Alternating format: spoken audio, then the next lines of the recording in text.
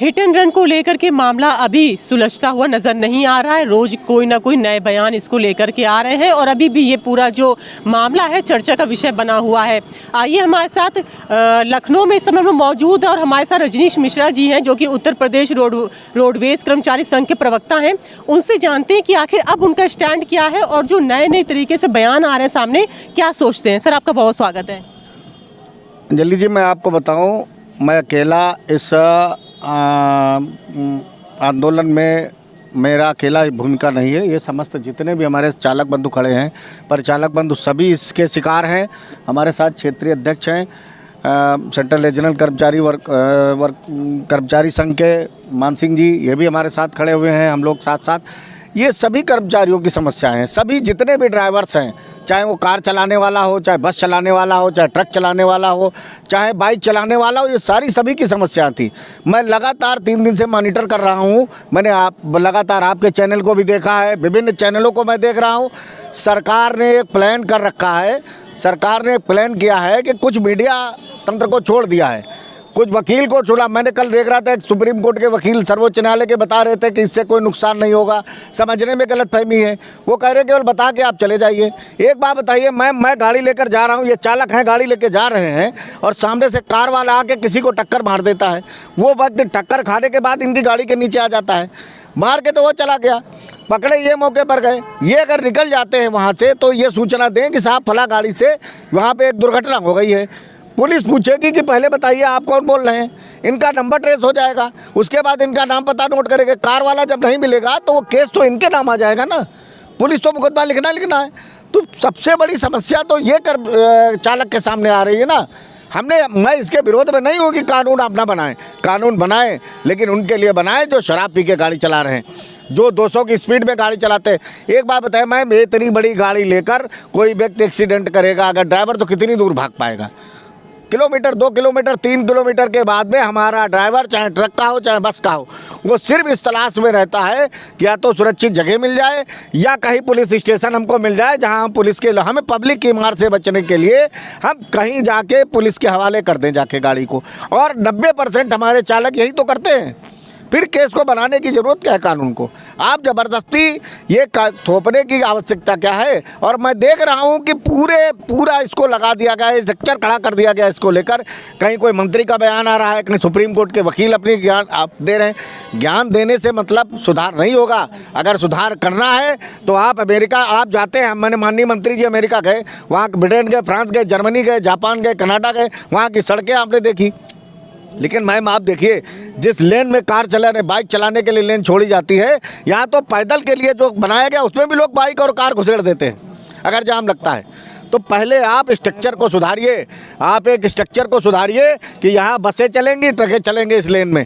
दूसरा नहीं घुसेगा, और घुसेगा तो ऑटोमेटिक उसका चालान हो जाएगा। ऑटोमेटिक जो विदेश में है कि उसके खाते से पैसा कट जाएगा, 10,000 रुपये 20,000 का जुर्माना हो जाएगा, अपने आप बंद हो जाएगा सब कुछ। जब लोग लेन तोड़ेंगे नहीं, लाल बत्ती नहीं क्रॉस करेंगे तो कैसे दुर्घटना हो जाएंगी? उसी में कार चला रहे हैं आप, उसी में बाइक वाले को चलवा रहे हैं, उसी में रोड क्रॉस करवा रहे हैं। तो और उसके बाद आप कहते हैं चालक दोषी है। कैसे चालक दोषी है आप बता दीजिए आप। सर, देश के प्रधानमंत्री और गृह मंत्री अमित शाह से अब आपकी क्या मांग है? ये भी सुनने में आ रहा है कि अगर ये कानून नहीं रुका तो अनिश्चितकालीन जो है हड़ताल पे आप लोग जाएंगे। मैम देखिए, हम मजदूर हैं, ये जितने भी चालक हैं, हमारी कोई बहुत बड़ी वो मांग नहीं, डिमांड नहीं सरकार से। लेकिन सरकार अगर जबरन हमें फंसाने का काम करेगी, ज़बरदस्ती हमारे ऊपर कोई कानून थोपने का काम करेगी, मैं प्रधानमंत्री आपके चैनल के माध्यम से आदरणीय प्रधानमंत्री जी से, आदरणीय गृह मंत्री जी से मेरी यही अपील है सभी चालकों की तरफ से कि इन गरीब चालकों का ध्यान रखा जाए। हम जानबूझ के कोई दुर्घटना नहीं करते हैं। दुर्घटना के लिए आप स्ट्रक्चर तैयार करें, वैसी सड़कें तैयार करें। आप ये कहें कि यहाँ बाइक वाला नहीं चलेगा, यहाँ कार वाला नहीं चलेगा, हाईवे ट्रैफिक चलेगा, उसके बावजूद भी अगर हमसे दुर्घटना होती है तो जब कोई पैदल वाला हमारे सामने आएगा ही नहीं तो दुर्घटना का मतलब क्या हुआ? कहाँ से एक्सीडेंट हो जाएगा?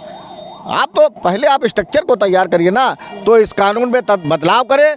और अगर करना है, ये हिट एंड रन कानून उनके ऊपर लागू होता है जो रात में फुटपाथ पे गाड़ी चढ़ा देते हैं शराब के नशे में।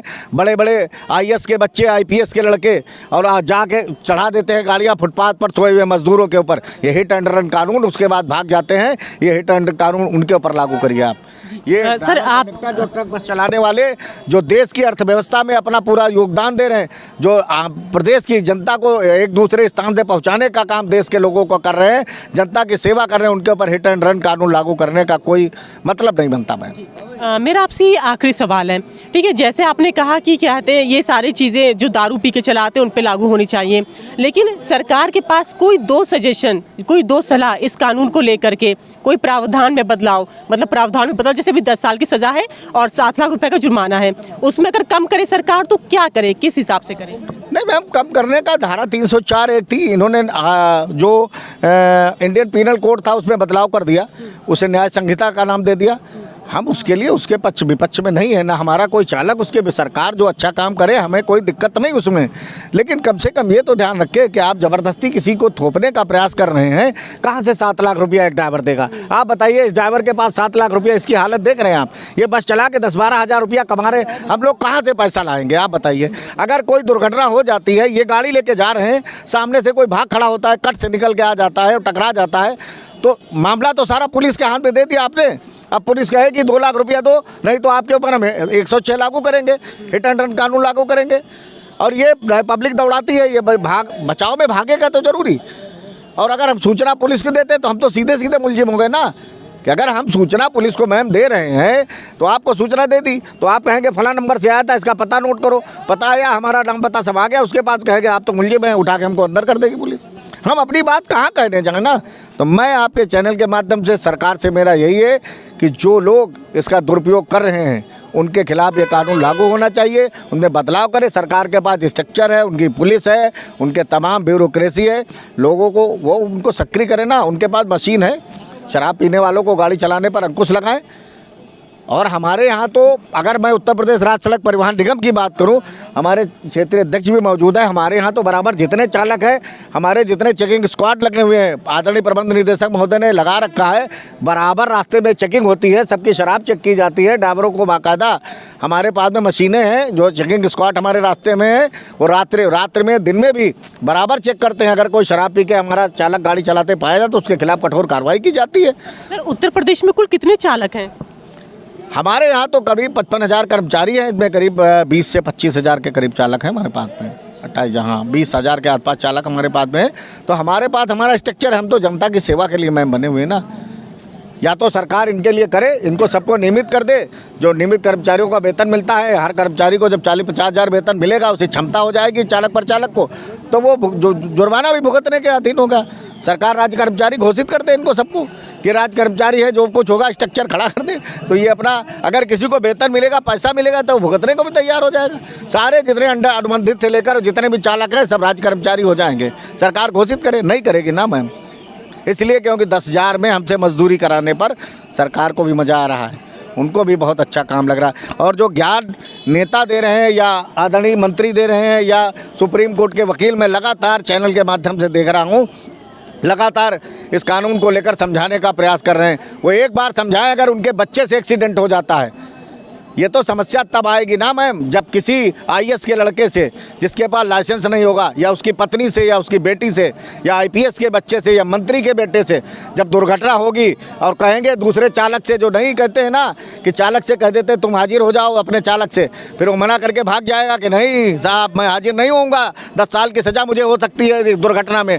जब उनका बच्चा जेल जाएगा हिट एंड रन कानून में, इनके बच्चे को जेल जाने, उनकी पत्नी को जेल होगी, इनकी बेटी को जब जेल जाने की नौबत आएगी, तब समझ में आएगा हिट एंड कानून, ये कानून जो पास करे, जिसमें ज्ञान बांटने वाले जो लोग हैं, इन्हें तब समझ में आएगा कि इसका मजा क्या होता है कानून का। बहुत बहुत धन्यवाद सर हमसे बात करने के लिए।